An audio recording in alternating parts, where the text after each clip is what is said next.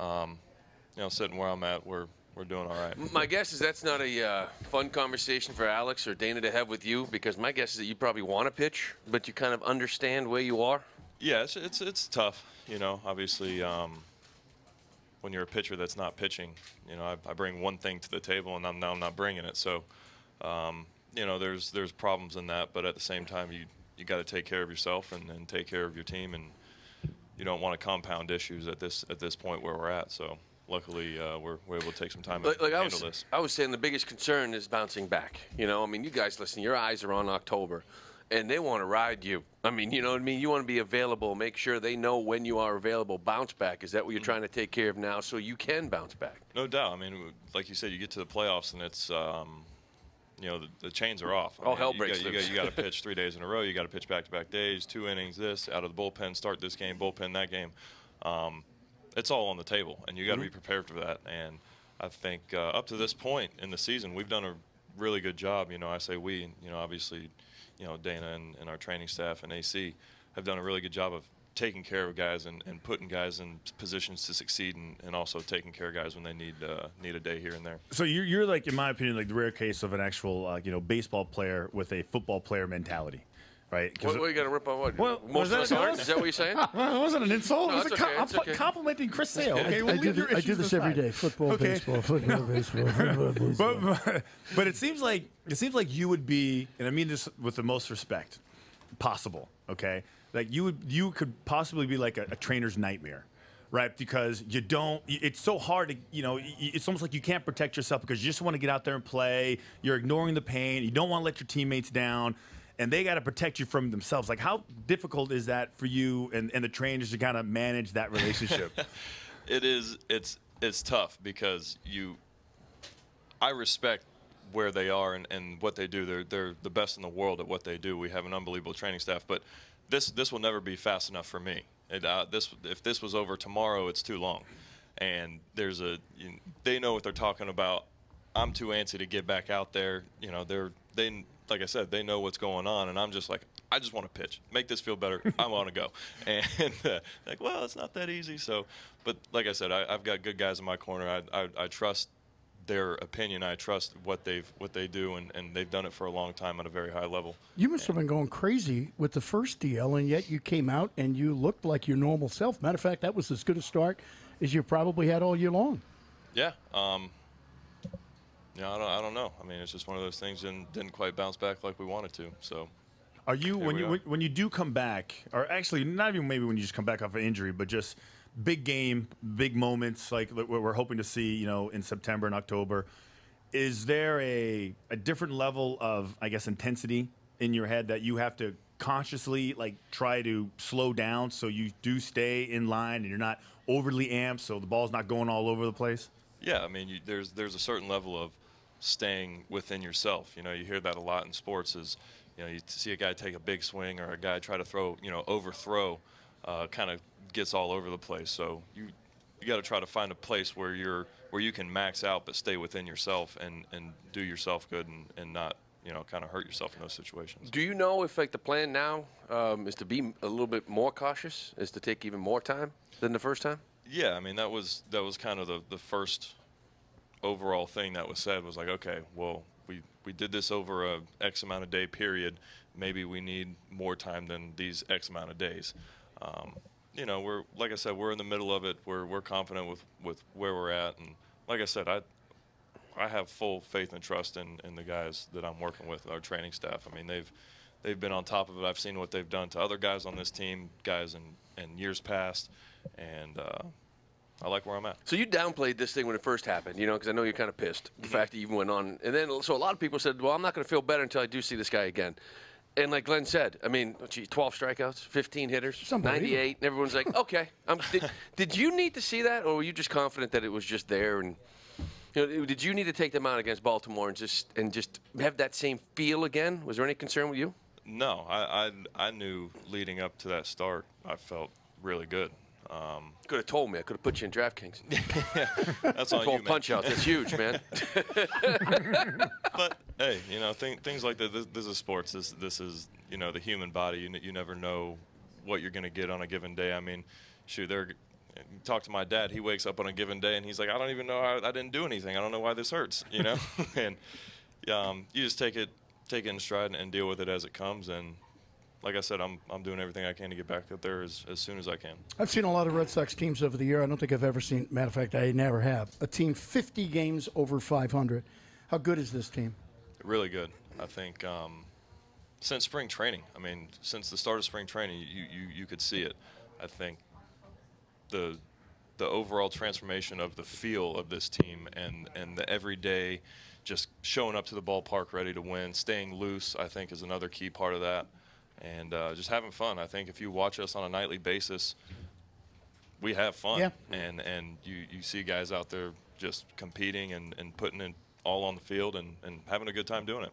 You know, I don't think losing's never like any fun, but under the circumstances, based on how badly and how well you guys have been playing, just killing everybody, just running through every series you guys have, Cleveland comes in, they take 2 from you. Is that like a pleasant, wake-up call for the team? Not necessarily, okay, how to deal with losing, but listen, when it gets for real in October, this is the type of team we're going to have to play, and you're going to need a little bit extra. Because I also feel like you guys are the benchmark now. So Cleveland, they're saying, listen, if we want to be one of the best, we got to beat the best. So everybody is giving you their best shot, especially a team like Cleveland that is going to be in the mix. No doubt. I think we have a target on our back because of where we are, and I think, like you said, I mean, when teams come play us, we're seeing their best. Just like when J.D. Martinez steps in the box, the guy that throws 92 is now throwing 94, breaking off their nasty slider. Guys are bringing their best to us, and that just goes to show. I mean, we got a good squad, and we know that people are taking us seriously, and it's go time. I know the last couple of days haven't gone the way we want, and this is Boston, so we're the worst team in the league now. So yeah, it's losing streak. Yeah, but from where we are, as a team, there's no panic, and I think that's the overall consensus that has changed. Is we're not worried about the bad days. We focus on what we need to do. We focus on the next task at hand, and yesterday's yesterday, today is today, and we'll worry about tomorrow when we get there. David Price said something the other day I thought was interesting. When he said, I tried to make adjustments before the league forced me to make them. And now he's kind of gone back to doing some things. And I know you don't shake off pitchers, but do people pay attention to tendencies? Like you're getting locked in, some red, 80, 70% sliders, 0-1. Like, do you pay attention to that stuff? Or do you rely on the catchers to kind of keep it informed as far as not falling into being predictable on the mound as far as the hitter goes? Yeah, I don't want to know, because let's say I throw 80% 0-1 sliders, and Sandy calls an 0-1 slider, and I know that. I'm sitting here thinking, okay, this guy knows it's coming. I always do this. I'm either going to throw a waste pitch or I'm going to throw a pitch without conviction. I don't want to know if this guy's hitting 480 on fastballs in, over the last 10 games. Because if I throw a fastball in, I don't want to be afraid to throw it. You know what I'm saying? So I don't really worry about all that. Plus, go stand in that box. It's tough. I mean, you could tell me what's coming, and I would get a hit probably 1 out of 50 times, maybe. Yeah, well, trust me, I know. Especially you guys now, man. When I was playing, the average fastball I think was 90. Now I feel like everyone's throwing 96. So I don't know how the hell anyone's doing it. It's tough, And even if a hitter tells himself, okay, he's throwing a slider right here, there's still probably a little bit of doubt somewhere. So I try not to worry about that stuff and just go compete. Last one for me here before I know we're going to talk about the Jimmy Fund here, but this year it seems like that you're feeling a little something. They're going to slow you down a little bit, even though maybe you could pitch through it. Have you pitched through it the last few years, like late in the year? Because people talk about September numbers for you, and not as dominant as maybe you are in early years. In years past, have you tried to pitch through it? Is that the reason why there's some struggles? And this year you're trying to learn from that? No. No, that's I wouldn't. That would be an excuse. Mm-hmm. I don't.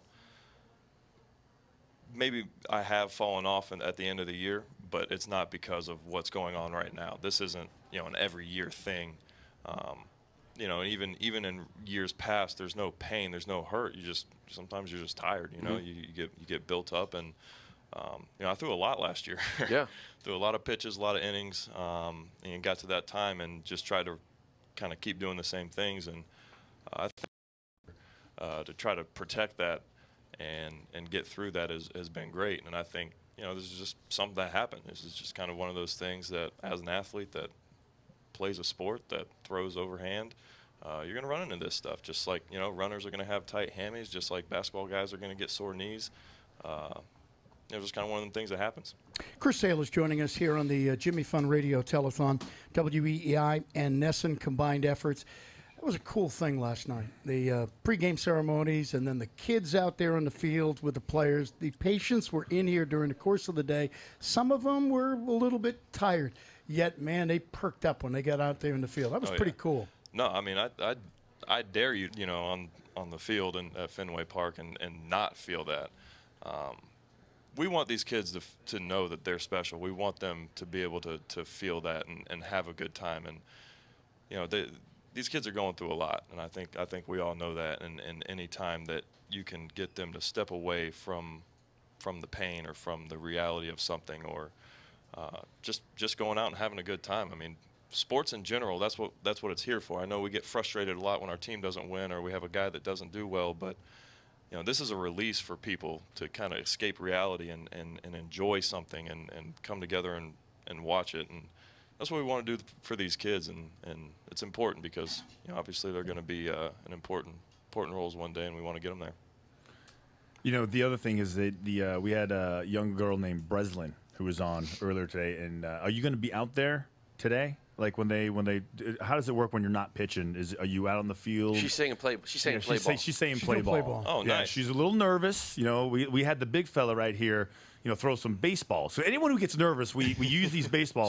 So and throw we one. haven't thrown at the big guy right here. So Chris, with your right arm, throw as hard as you can. No. You look nervous when you came this in. Way. Yeah. If you haven't noticed, I've been squeezing this thing the whole time. So So just I tell you what, Chris, throw it at me and we'll find out how bad that shoulder really yeah, is. exactly.